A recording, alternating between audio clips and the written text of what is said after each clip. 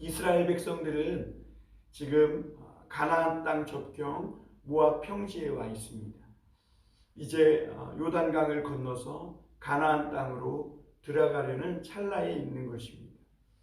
그런데 하나님께서 이스라엘 백성들에게 말씀하시는 것을 보면 가나안 땅을 정복하기 위한 어떤 전략이나 어떤 전술을 짜는 그런 회의를 하거나 그 전략적 기술들을 말씀해 주시거나 또는 이스라엘 백성들을 가나안 땅을 정복하기 위한 어떤 훈련을 하라고 명하시지 않습니다.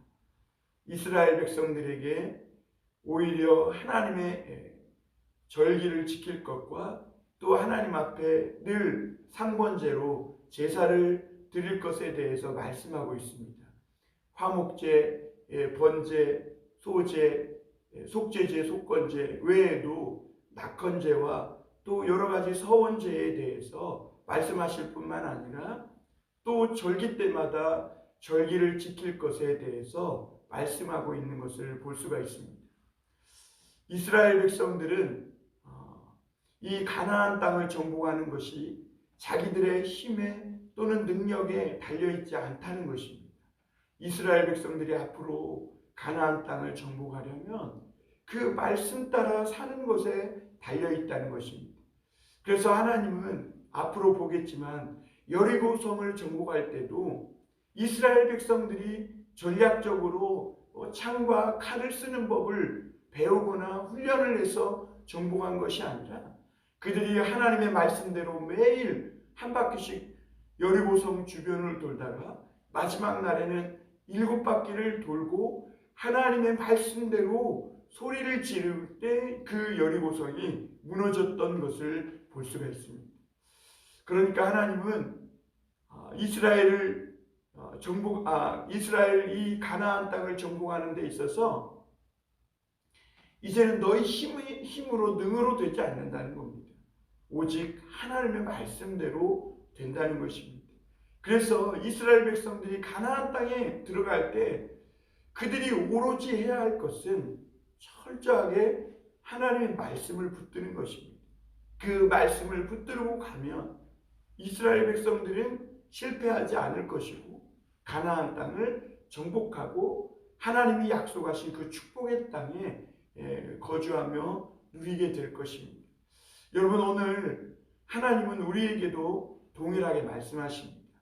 우리가 오늘도 이제 이 예배를 드리고 세상으로 나아가서 살아갈 텐데 성경은 우리에게 이 세상에서 어떻게 스펙을 쌓고 어떻게 해야 성공하는 길에 이르는지 성공할 수 있는지 구체적인 어떤 방법론을 제시하는 것이 아닙니다.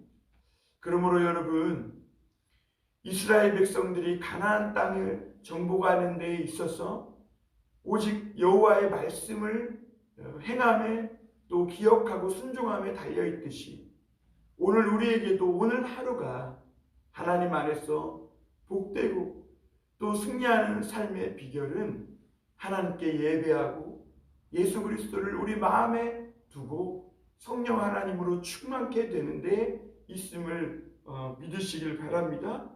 다른 것에 달려있지 않습니다.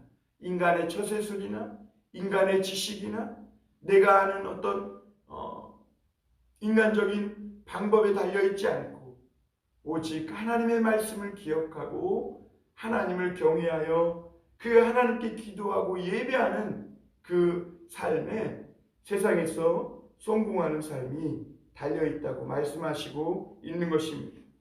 그래서 하나님은 이스라엘 백성들에게 가나안 땅에 들어가기 전에 어떻게 예배하고 어떻게 하나님의 절기를 지키며 어떻게 하나님을 기억하며 살아갈 것인지에 대해서만 말씀하고 있는 것입니다.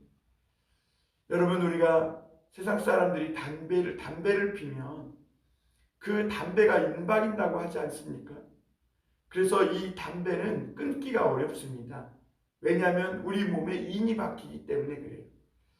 하나님은 이스라엘 백성들에게 적절한 비유인지는 모르겠지만 마치 담배 피는 사람이 그 담배가 몸에 인이 박히듯이 하나님의 백성은 하나님께 예배하고 기도하고 말씀 묵상하고 하는 이 일들이 인이 박히는 삶이 되어야 한다는 것입니다. 그래야 가나안 땅에서 절대로 실패하거나 망하거나 하지 않는다는 거예요. 이제 이스라엘 백성들은 광야 생활을 마치고 가나안 땅에 들어가게 됩니다. 그러면 모든 환경도 삶의 변화도 오게 될 것입니다.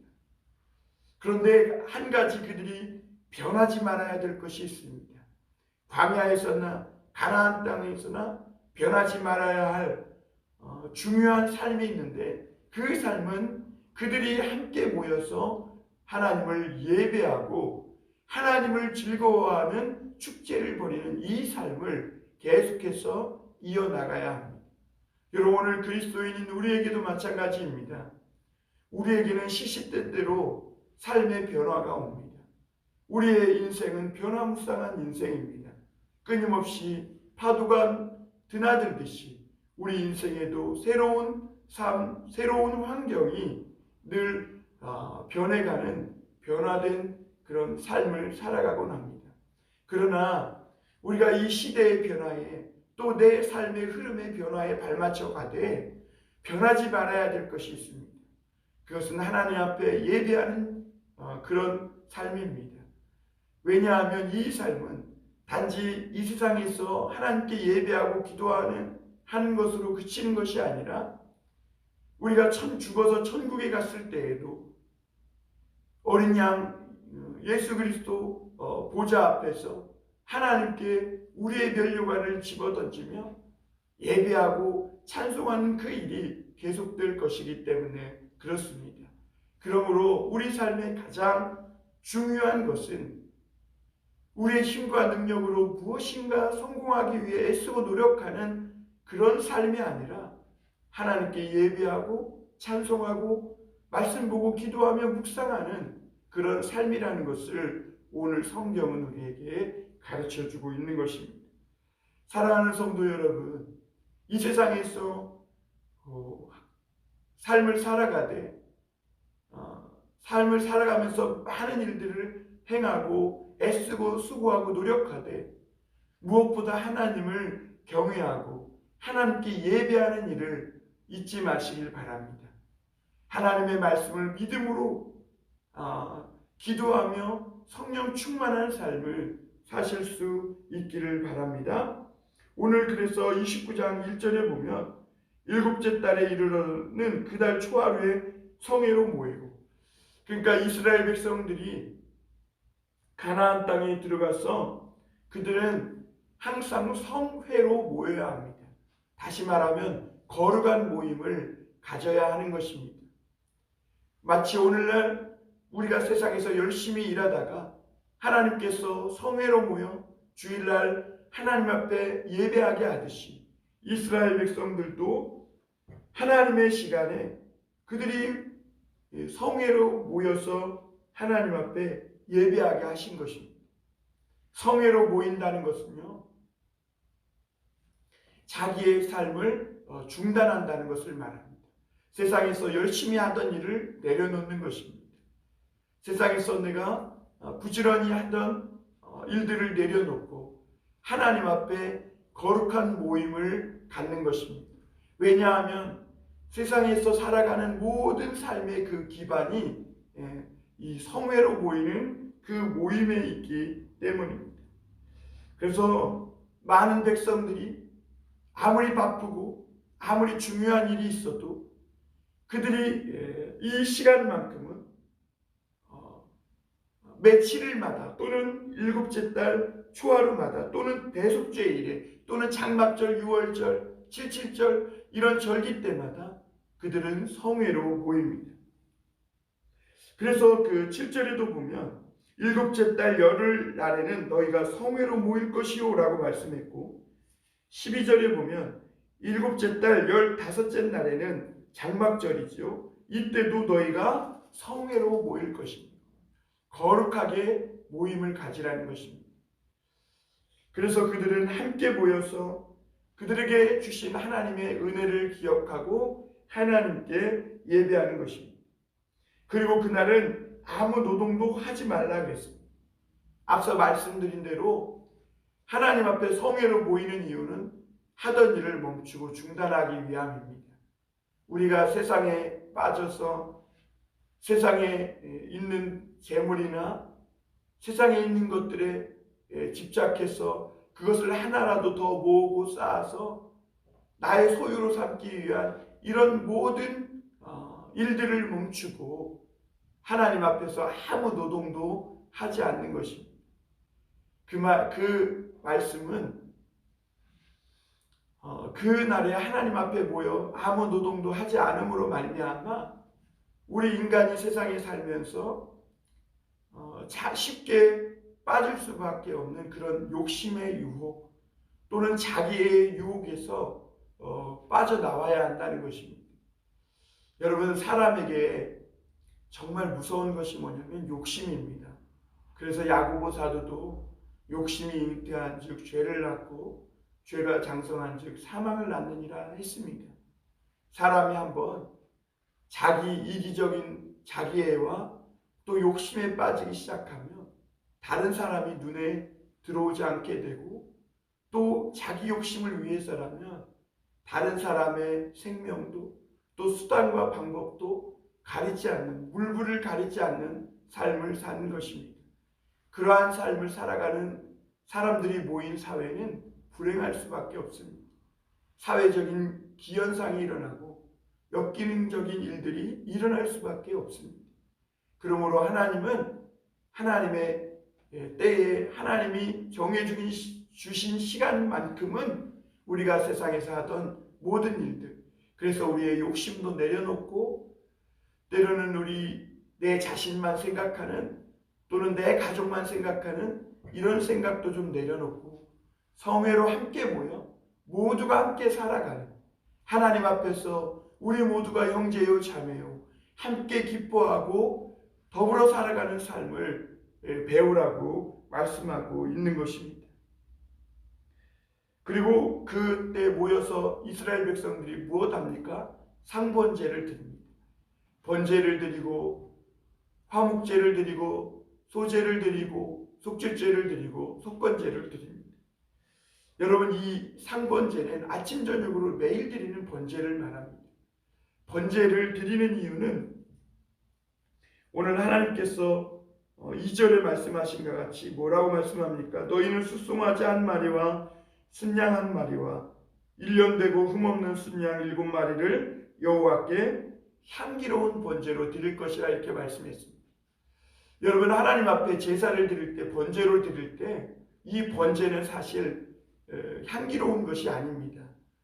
동물을 태워 드린다는 것은, 그리고 또 그 동물도 내가 아끼고 사랑하는 가장 소중한 온전한 짐승을 하나님 앞에 가지고 와서 희생 제물로 번제로 태워 드린다는 것은 사실 그 연기가, 그 냄새가 좋지만은 않습니다. 그런데 그 번제로 드리는 그 냄새가 우리에게 향기로운 냄새가 되게 하라 이렇게 말씀합니다. 하나님께 향기로운 냄새가 되게 하라. 여러분, 이 동물 타는 냄새, 그리고 또 내가 가장 아끼고 소중하게 생각하는 것을 하나님 앞에 드리면서 그것이 향기로운 냄새가 되려면 우리 인간의 마음 안에 하나님을 사랑하고 진정으로 예배하는 마음이 있어야 그때 연기 타는 냄새와 연기가 하나님 앞에 향기로운 냄새가 되는 것입니다. 우리가 조금이라도 아까워 억지로 드리거나 또는 하나님 앞에 할 수 없어 억지로 예배 드리거나 또 하나님 앞에 이 거룩한 삶이 어떤 위선적이고 또 가식적이고 외식적인 것이 될 때 그것은 하나님 앞에 향기로운 것이 되지 못하는 것입니다.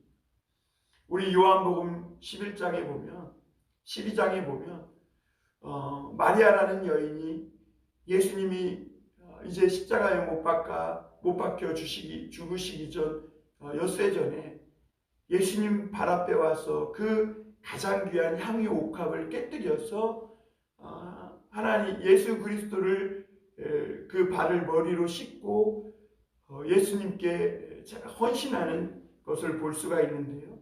그때 그 집에 이 마리아가 깨뜨린 향유의 옥합 냄새로 향기가 그 집에 가득했다 그랬습니다.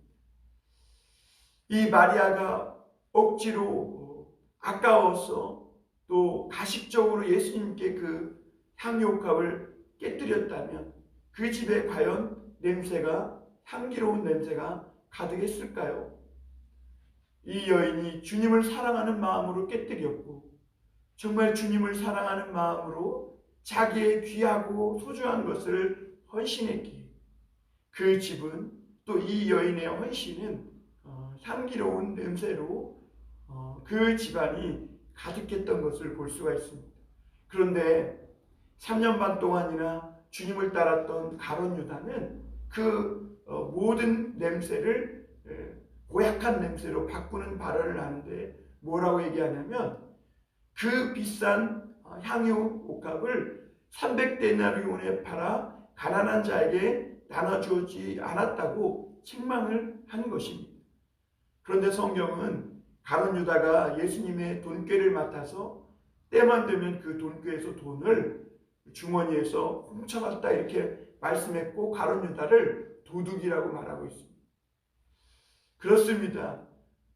남몰래 예수님의 돈주머니에서 돈을 훔쳐가면서 사실은 선하고 아름다운 척 그런 이 발언을 통해서 이 마리아라는 여인을 책망한 것이죠. 이렇게 우리가 드리는 하나님 앞에 행하는 삶의 모습은 너무나 가식적이고 위선적인 그런 모습으로 빠져서 하나님 앞에 고약한 냄새가 되기가 쉽습니다. 사랑하는 성도 여러분, 하나님이 왜 이스라엘 백성들에게 가나안 땅에 들어가기 전에 어떤 싸움의 기술이나 전략이나 전술을 가르쳐 주지 않고 왜 하나님 앞에 함께 모여서 아무 노동도 하지 말고 번제의 제사를 드리라고 말씀합니까? 우리 인간의 삶의 성패는 우리가 어떤 인간의 지식과 능력으로 기술을 배우고 삶의 방법을 터득해서 성공하는 인생이 되는 것이 아니라 오직 하나님을 경외하고 하나님께 예배하고 하나님으로부터 오는 말씀과 음성을 듣고 내 자신의 인간의 더러운 생각으로 충만하지 않고 하나님의 성령으로 충만한 삶을 살 때 성공하는 인생이 되기 때문입니다. 오늘도 하나님의 성령으로 충만하십시오. 말씀으로 충만하십시오. 기도로 충만하시길 바랍니다.